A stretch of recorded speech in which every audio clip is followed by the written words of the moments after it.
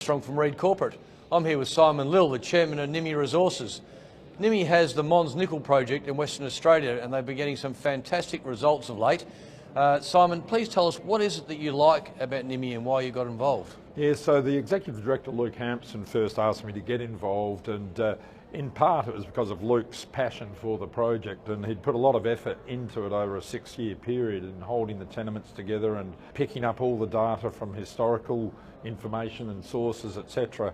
So that attracted me, but then further than that, it's a large package of land in an underexplored, if not unexplored area. Same geological structure as you and me to the north and Forestania to the south. And I was reminded, a metallurgical friend of mine said, if it's underexplored, there ain't nothing there. So the issue being that somebody else will have found it if there was something there. And I have been very fortunate at De Grade. I've had a very large gold discovery in the Pilbara when everyone said there isn't any gold in the Pilbara. Well, we've proven them wrong. And then I'm reminded a couple of months after our discovery, Chalice discovered Julimar at a place where no one would have thought there'd be anything as well. So we're in the Yilgarn Craton. We've uncovered greenstone belt where the WA Mines Department had previously shown it as granites. So we think we're onto a system where we are, and underexplored is good for us. Simon, what have you got in the results so far that left you so highly encouraged? So look, we hit the ground running. We had made an RC program before we listed and before we went to IPO. Then we've done some diamond drilling to get a better idea of orientation and where the basement has. We've had some deep holes. They've been remarkably consistent, and they are showing that there is a great amount of lower level nickel. It's fertile for nickel sulfides. We've got like 400 metres at 0.15% nickel, and I know that 0.15% is not in itself exciting the market, but it does show that there's a strong background of nickel in the system, and what we've got to do is find out where that nickel has,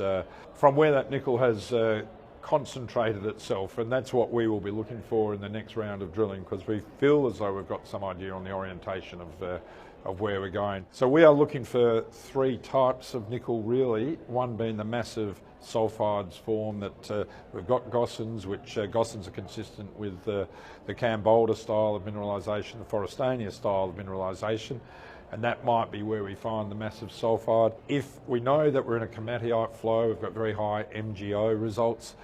Komatiites are similar to Mount Keith, Yakabindi up in the northern goldfields area, and they're both nickel mines that have been operating for 20, 30 years quite successfully.